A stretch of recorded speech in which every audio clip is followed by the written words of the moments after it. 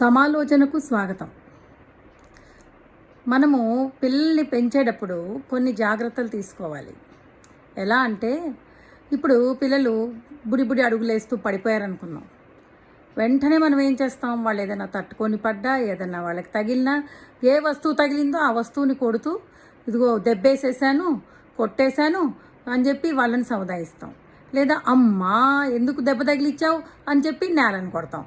ఇవన్నీ ముద్దుగా వాళ్ళకి మనం చెప్పటం వల్ల వాళ్ళకి ఏమవుతుందంటే, అరే మేము నడవడం పొరపాటు కాబట్టి మేము పడ్డాము, దెబ్బ తగిలింది అని వాళ్ళకి మనం చెప్పట్లా. మనం వాళ్ళకి ఏమని చెప్తున్నాము, ఆ తప్పేంటి, ఎదుట ఉన్నటువంటి వస్తువుది, నీది కాదు అని నేర్పుతున్నాం. దానివల్ల ఏమైపోతుంది, పెద్దయ్యాక కూడా వాళ్ళ మెంటాలిటీ ఎలా అయిపోతుందంటే, వాళ్ళు తప్పు చేసినా సరే ఎదుటి వాళ్ళదే తప్పు అనుకోవటం మొదలు పెడతారు. అదొక విషయం. రెండవది, ఎమోషనల్గా వాళ్ళు ఏడుస్తూ ఉన్నారు, వాళ్ళు దెబ్బ తగిలింది ఏడుస్తున్నారు. వాళ్ళని ఏడుపు మాన్పించడానికి మనం వాళ్ళని దగ్గర తీసుకొని ప్యాంపర్ చేసి ముద్దు చేసి, వాళ్ళకి కనుక నాన్న నువ్వు స్పీడ్గా నడిచావు, నువ్వు చూసుకొని నడవాలి, ఇదిగో ఇవి దెబ్బలు తగులుతాయి అలా చెప్తే అదొక పద్ధతి. ఈ రెండో పద్ధతే మంచిది. మనం నేలను కొట్టి వస్తువుని కొట్టి అది తగిలింది అని చెప్పటం వల్ల ఏమవుతుందంటే, వాళ్ళు చేసే ప్రతి తప్పుకు కూడా ఎదుటి వాళ్ళని బ్లేమ్ చేద్దామని చూస్తారు. ఆ బ్లేమింగ్ నేచర్ ఎలా ఉంటుందంటే, చిన్న పిల్లలు సంవత్సరన్నర 2 ఏళ్ల వయసు నుంచి వాళ్ళ మనసులో నాటుకుపోయి, పెద్దయినా సరే వాళ్ళ తప్పులు ఏమున్నా సరే ఎదుటి వాళ్ళదే తప్పు అని ప్రూవ్ చేయడానికే ట్రై చేస్తారు. ఎప్పుడు అలాగే ఆలోచిస్తారు, ఎంతసేపు వాళ్ళు తప్పు కాదన్నట్టుగా ఉంటారు. ఇది వాళ్ళ పర్సనాలిటీలో ఒక డిజార్డర్ అయిపోతుంది. అందుకని పేరెంట్స్ ఎప్పుడు కూడా నిజం మాట్లాడాలి.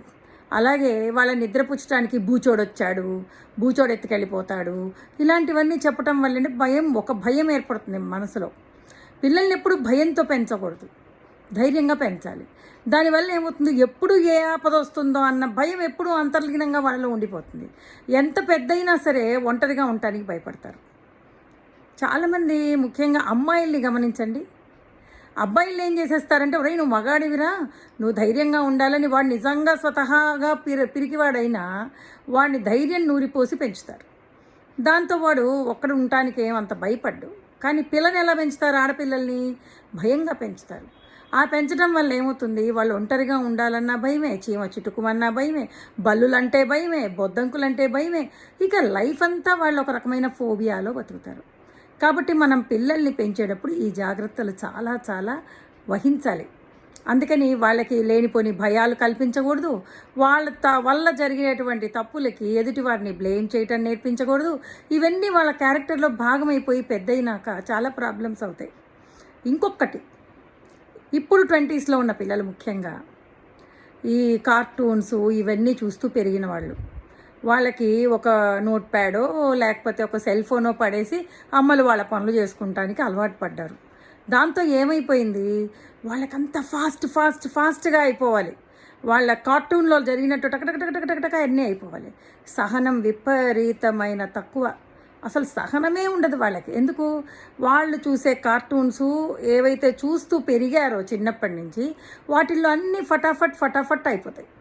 లైఫ్లో కూడా అలా కావాలని కోరుకుంటారు. ఆ స్పీడ్, అది ఎంత స్పీడ్ అంటే బోర్లా పడిపోయేంత స్పీడ్. ఈ స్పీడ్ ప్రతి దాంట్లో ఉంటుంది. బండి డ్రైవింగ్లో ఉంటుంది, రిలేషన్స్లో ఎంటర్ అవ్వడంలో ఉంటుంది, రిలేషన్స్ బ్రేక్ చేసుకోవడంలో ఉంటుంది. దాంతో ఏమైపోతుంది, టూ మెనీ టైమ్స్ వాళ్ళు ఏమైపోతారంటే, వీళ్ళే మాకు కరెక్ట్ అయిన పార్ట్నర్ అనుకోవడం, సెలెక్ట్ చేసుకోవటం, బ్రేకప్స్ చేసుకోవటం, ఇవన్నీ కూడా స్పీడ్గా జరిగిపోతాయి. అసలు ఒక ఆలోచన, ఒక అవగాహన అనేది చాలా తక్కువ ఉంటుంది. ఆ సహనం తక్కువ ఉన్న వాళ్ళ పరిస్థితి ఏంటంటే, ఈవెన్ పెళ్ళిళ్ళు అయినాక కూడా వాళ్ళు ఏదన్నా కొంచెము ఇబ్బంది కలిగినా కూడా తట్టుకోలేరు. వాళ్ళకి అంతకుముందు ఎలా జరిగిపోయిందో అలా జరిగిపోవాలనుకుంటారు. కానీ పెళ్ళైనాక అలా ఉండదు కదా, బాధ్యతలు వస్తాయి కదా, ఆ బాధ్యతలు యాక్సెప్ట్ చేయడం కూడా వాళ్ళకి చాలా కష్టమైపోతుంది. కొంచెం వాళ్ళ రొటీను దెబ్బతిన్నా వాళ్ళు తట్టుకోలేరు. వీటన్నిటికీ కారణం ఎక్కడ, మీరు అనుకోవచ్చు మోకాలకి బట్టతలకి లింక్ ఏంటి, వాళ్ళు చిన్నప్పుడు చూసే కార్టూన్స్కిను ఈ బిహేవియర్కి ఏంటి లింక్ అనుకుంటారు. కాదండి, ఒకసారి బ్రౌజ్ చేసి చూడండి, చాలా కనెక్షన్ ఉంటుంది. ఇవన్నీ కార్టూన్స్ ఇవన్నీ చూసి పెరగని వాళ్ళు ఉన్నారు చూసారా, ఇప్పుడు 40స్లో 50స్లో ఉన్నవాళ్ళు వాళ్ళందరూ కొంచెం ఆలోచించి ఆచితూచి లైఫ్ సాగదీస్తారు. కానీ వీళ్ళకి వచ్చేసరికి 20s వాళ్ళు స్పీడ్ వాళ్ళ స్పీడు ఎన్నో అనర్థాలకు కారణం. వాళ్ళ అసహనం కూడా అంతే. స్టూడెంట్ కెరియర్లో వాళ్ళు ఎందుకు చాలామంది సూసైడ్స్ చేసుకుంటున్నారు అని అంటే కూడా కారణం ఇదే. వాళ్ళకి దాన్ని ఏదైనా కష్టం వస్తే దాన్ని భరించే శక్తి లేదు, దాన్ని తట్టుకునే శక్తి లేదు. ఎందుకని పేరెంట్స్ కూడా ఏం చేసేసారు, ఇప్పుడు 20లో ఉన్న వాళ్ళు, ఇప్పుడు టీనేజర్స్కి వాళ్ళు ఏమడిగితే అవి ఇవ్వడం.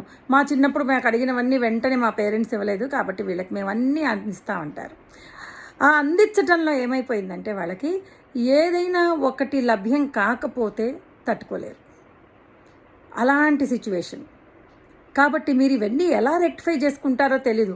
పేరెంట్స్గా ఇప్పుడు ఆల్రెడీ 20స్లో ఉన్న వాళ్ళని ఇంకా కొత్తగా మీరు రెక్టిఫై చేసేది ఏం లేదు. కానీ ఇప్పుడు కొత్తగా పేరెంట్స్ అయిన వాళ్ళు మాత్రం ఈ పొరపాట్లు చేయమాకండి. ఇప్పుడు ఆల్రెడీ 20స్లో ఉన్న వాళ్ళు ఉన్నారు చూసారా, ఎవరైతే అసహనం ఫీల్ అవుతున్నారో, స్పీడ్గా కావాలనుకుంటున్నారో వాళ్ళంతటా వాళ్ళు ఇంట్రాస్పెక్ట్ చేసుకోవాలి. అసలు అంత స్పీడ్ అవసరమా? ఎంత ఆలోచించాలి లైఫ్ అంటే, లైఫ్ పార్ట్నర్ అంటే ఎంత ఆలోచించాలి, కలిసి జీవించాలి. కాబట్టి ఎలా చూస్ చేసుకోవాలి, అలాగే లైఫ్లో ఇప్పుడు ఇంత జీతం వస్తుంది, దీన్ని ఎలా బ్యాలెన్స్ చేసుకోవాలి, దీన్ని ఎలా బతకాలి, ఇవన్నీ కూడా వాళ్ళంతటి వాళ్ళు నేర్చుకోవాల్సిందే. వాళ్ళ దగ్గర కూర్చొని పేరెంట్స్ చెప్దామన్నా వాళ్ళ ఐడియాస్ వీళ్ళకి నచ్చవు, జనరేషన్ గ్యాప్ వల్ల. కాబట్టి వీళ్ళే ఇంట్రాస్పెక్ట్ చేసుకొని సరిదిద్దుకోవాలి.